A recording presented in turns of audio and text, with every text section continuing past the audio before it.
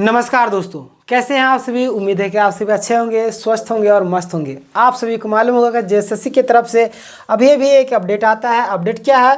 वो है revise answer की। ठीक है, मैं आपको जेएसएससी का ऑफिशियल वेबसाइट पर लेकर चलूँगा, वहाँ से आपको दिखाऊंगा। बहुत सारे लोगों को लगता है कि मैं पता नहीं कहाँ से ये सब PDF डाउनलोड करके लाता हूँ। मैं आपको सीधे जेएसएससी के वेबसाइट पर लेकर चलता हूँ, उसके बाद आपको सारी चीज़ें मतलब कि प्रोसेस का जो भी होगा, कैसे क्या होगा, उस पर आगे हम लोग चर्चा करेंगे और सभी लोगों का नंबर बढ़ेगा। क्यों बढ़ेगा देख लीजिए। ठीक है, सबसे पहले हम लोग गूगल में चलते हैं। होम पेज में जाने के बाद यहाँ पे जेएसएससी, ठीक है, आप लोग यहाँ पे देखिए जेएसएससी, ठीक है, जेएसएससी आ गया। यहाँ पे सर्च करते हैं, देखिए जेएसएससी के वेबसाइट देखिए, झारखंड स्टाफ सिलेक्शन कमीशन, ठीक है, जेएसएससी साइट खुल रहा है यहाँ पे। उसके बाद देखिए यहाँ पे ये आपका जेएसएससी का ऑफिशियल साइट है। ठीक है, आप लोग अगर भी मतलब कुछ भी चीज़ों का अगर नोटिस देखना चाहते हैं तो आप लोग यहाँ पे इस तरीके से ओपन करके देख सकते हैं। ठीक है, अपने मोबाइल में क्रोम ब्राउज़र में आप जाके देख सकते हैं। देखिए यहाँ पे व्यू ऑल, यहाँ पे आपको जाना होगा, इसमें क्लिक कीजिएगा। उसके बाद यहाँ पे आपका सारा चीज़ आ जाएगा। ठीक है, देखिए इस तरीके से जो भी आपका अपडेट आता है यहाँ पे सारी चीज़ आता है। जैसे कि यहाँ पे देखिए इंपॉर्टेंट नोटिस रिगार्डिंग मतलब सारा चीज़। ठीक है, यहाँ पे अगला हम लोग का नोटिस है आंसर की ऑफ JMLCC 2023 रिवाइज आंसर की जारी कर दिया गया है। देखिए इसके बाद यहाँ पे आपको एक PDF एक्सेल टाइप का यहाँ पे खुलेगा। अब देखिए ये कुछ ही सेकंडों में PDF अपने आप ऑटोमेटिक खुल जाएगा। ठीक है, डाउनलोड होने के बाद देखिए डाउनलोड हो चुका है, ये ओपन हो रहा है। इस तरीके से भी आपके सामने ओपन होगा। देखिए झारखंड कर्मचारी चयन आयोग, कालीनगर चाय बागान, नामकुम, रांची। ठीक है, देखिए झारखंड मैट्रिक स्तर संयुक्त प्रतियोगिता परीक्षा 2023 विज्ञापन संख्या 12/2023 उत्तर कुंजी। ठीक है, पेपर 1 लैंग्वेज। ठीक है, देखिए ये है आपका question number set 1, set B, set C, set D. ठीक है, आप अपने हिसाब से मिला लीजिएगा। ये जो है कुल कितना है, बहुत मतलब कि लंबा पेज है ये। ठीक है, आप अपने हिसाब से मिला लीजिएगा, सबका है। ठीक है, देखिए ये है आपका regional and tribal language, Hindi का है। इसी तरीके से आपका, ठीक है, यानी कि उस समय जो है आंसर की गलत दिया गया था। ठीक है, आप लोगों का नंबर बढ़ने वाला होगा। ठीक है, देखिए इंग्लिश का है। इसी तरीके से बहुत सारे जितने भी है, मैं अगर यहाँ से पूरा नीचे आऊँ इस तरीके से देखिए, ये देखिए परीक्षा नियंत्रक, ये है ना पूरा बहुत लंबा है। इसका जो PDF है आपको टेलीग्राम चैनल में मिल जाएगा। टेलीग्राम चैनल का लिंक आप सभी को मालूम होगा, हमारे YouTube चैनल के नाम से ही है, टॉप ज्ञान जी के नाम से, और डिस्क्रिप्शन में डाल दूंगा फ्री PDF के नाम से। वहाँ पे आप जाके ये जो PDF को आप डाउनलोड करके देख सकते हैं। ठीक है, बाकी बात आप लोगों को क्या लगता है अपनी राय कमेंट में ज़रूर दीजिएगा। और देखिए क्या है ना, जेएसएससी जो है अपने हिसाब से काम करती हैं। क्यों? क्योंकि आप सभी को मालूम होगा कि जिस तरीके से जेएसएससी सीजीएल में मामला जो रहा, किस तरीके से मतलब कि करवाया गया ज़बरदस्ती। ठीक है, यानी कि ज़बरदस्ती, जैसे बहुत सारे छात्र जो है मतलब कि क्या कर रहे थे, एग्ज़ाम को रद्द करवाने की मांग कर रहे थे। लेकिन जेएसएससी अपनी जीत पर अड़ी रही और DV करवा के ही मानी। ठीक है, वो तो किसी भी, आप सभी मालूम होगा, आप सभी को चुनाव से पहले भी सरकार, हालांकि इसमें सरकार की गलती नहीं, सरकार भी अपने हिसाब से CID का आदेश दिया। अगर सरकार इसमें लिप्त होती तो हो सकता था कि CID जांच का भी आदेश ना दे, लेकिन सरकार पूरी तरीके से क्लियर है और CID जांच का आदेश भी दे दिए, जिनके कारण जेएसएससी यहाँ पे फंस चुकी है। ठीक है, जेएसएससी जितना रफ्तार में चुनाव के समय में कार्य को कर रही थी, अभी भी देखिए उसी तरीके से कर रही है।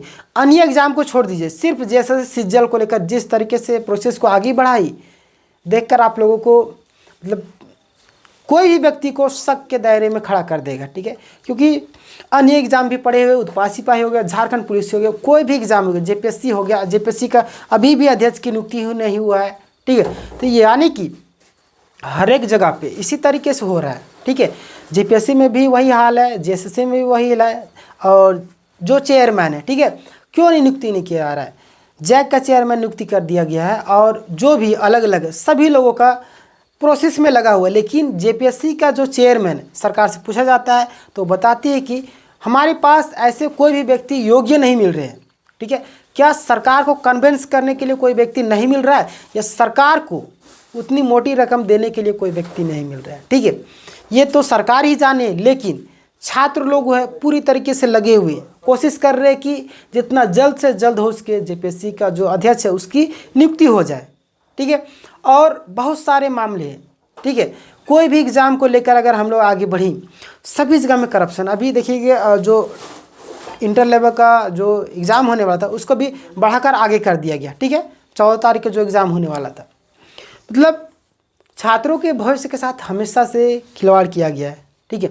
कोई भी छात्र जो जिसमें अपना अधिकार लेने की बारी आई थी, उसमें छात्र लोग जो क्या कर रहे थे, लाइब्रेरी में दिन भर पढ़े रहते थे, 100, 50, 200 के चलते अपने गांव नहीं गए, वोटिंग नहीं किए, ठीक है। जब सरकार आ गई, मैं उस समय भी बोलता था, इस समय भी बोल रहा हूँ, जब सरकार आ गई, सरकार को चुन के भी लाया गया, तो आपको बोलने का कोई अधिकार नहीं, ठीक है, क्योंकि आप लोगों के द्वारा ही चुन कर लाया गया है।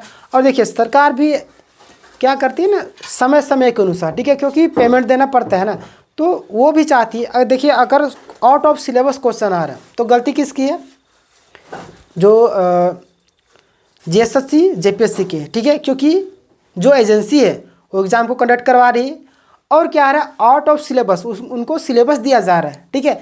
सिलेबस जब दिया जा रहा है तो उनको मालूम ही नहीं कि सिलेबस के अंदर में कौन सा क्वेश्चन है, कौन सा क्वेश्चन बाहर है। ये तो जानबूझकर ना आउट ऑफ सिलेबस क्वेश्चन पूछा जा रहा है, ताकि छात्र तो आरोप लगाएंगे, फिर जाएंगे कोर्ट में, फिर हमारा प्रक्रिया कम से कम 6 महीना, साल भर, 2 साल चलती रहना चाहिए, तब हमारा कार्यकाल भी पूरा हो जाएगा, क्योंकि हमारे पास वैकेंसी लिमिट है और उतना ही में लोगों को संतुष्ट करना है। कैसे किया जाए, ठीक है। उत्पाद सिपाही का देखिए कब से पढ़ा हुआ है, जेएसएससी सीजल का देखिए कब से पढ़ा हुआ है। इसी तरीके से हर एक एग्ज़ाम को सरकार चाहती है कि मतलब लगे रहे छात्र, लड़ते रहे आपस में, ठीक है। जेटेट सीटेट का भी मामला आपसे भी देखेंगे, जेटेट वाले अपने लिए लड़ रहे हैं, सीटेट वाले अपने लिए लड़ रहे हैं, दोनों भाई अलग अलग लड़ रहे हैं। प्लस में बीच में तीसरा आदमी आता है कि जेटेट भी पास है, सीटेट भी पास है, वो भी नहीं चाह रहा है कि एग्ज़ाम में क्या हो जाए, जल्दी जल्दी रिजल्ट प्रकाशित हो जाए, ज्वाइनिंग हो जाए। वो भी चाह रहा है कि वैकेंसी रद्द हो जाए। क्यों? क्योंकि उनको सीटेट का वो पास है, जेटेट भी पास है, और फॉर्म जेटेट के हिसाब से भरा था, बाद में खुला था सीटेट के हिसाब से, सिक्योरिटी के हिसाब से भर दिया, क्योंकि जेटेट का जो वैलिडिटी था 5 साल, बाद में लाइफ टाइम किया गया था। लेकिन उनको लगा जब सीटेट का ऑप्शन दे ही दिया गया है तो टेंशन किस बात की, सीटेट के हिसाब से भरते हैं। तो मामला यहाँ पे फंस जाता है, जानबूझकर छात्रों को लड़वाया जाता है, बांटो और राज करो की नीति, ठीक है। आप सभी को मालूम होगा, इतिहास अगर पढ़े होंगे तो अंग्रेज भारत देश में किस तरीके से गुलामी किए थे, यानी कि गुलामी किस तरीके से बनाए, किस तरीके से वो राज किए, ठीक है।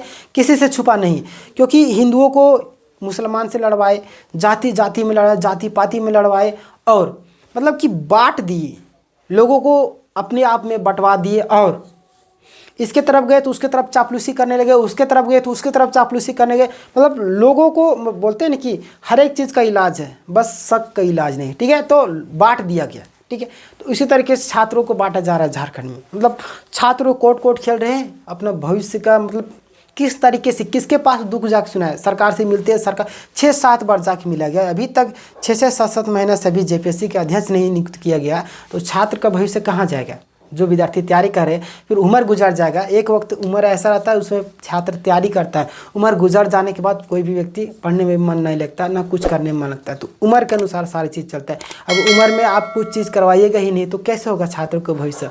आप सिर्फ मैया योजना, कोई मैया योजना अच्छी बात है, क्योंकि उससे बहुत सारे ऐसी महिलाओं को, गरीब महिलाओं को हेल्प मिल रही है जिसके पास कुछ पैसे नहीं थे, आज उनके पास महीने में 1000 रुपये जा रहा था, अभी 2500 रुपया गया है। तो कितनी बड़ी बात है, ठीक है, क्योंकि उनसे काफ़ी ज़्यादा उन लोगों को हेल्प मिल रहा है, ठीक है। ये बहुत अच्छी बात है, लेकिन छात्रों का भी भविष्य पर ध्यान देना चाहिए, क्योंकि अगर किसी देश का विकास होने की अगर हम लोग बात करें, उसके आगे बढ़ने की बात करें, तो अगर लोगों को अच्छी शिक्षा ही नहीं मिलेगी, रोज़गार मिलेगा ही नहीं, तो वो आगे कैसे बढ़ेगा, ठीक है।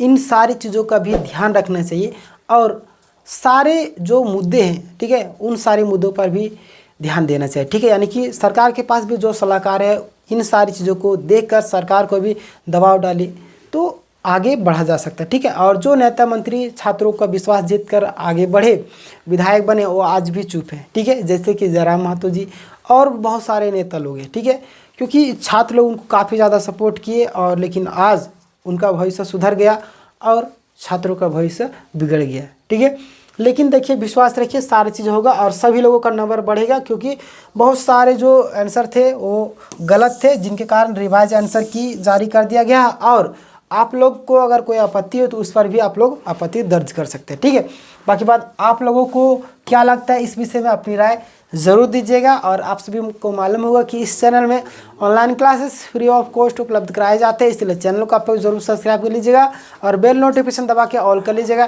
ताकि जब भी लाइव क्लासेस होंगे उसके जो नोटिफिकेशन है सबसे पहले आप तक जाएगी और आप लोग लाइव क्लास में जुड़ सकिएगा। मिलेंगे नेक्स्ट वीडियो में, तब तक के लिए धन्यवाद। अपना ख्याल रखिएगा। जय हिंद, जय भारत।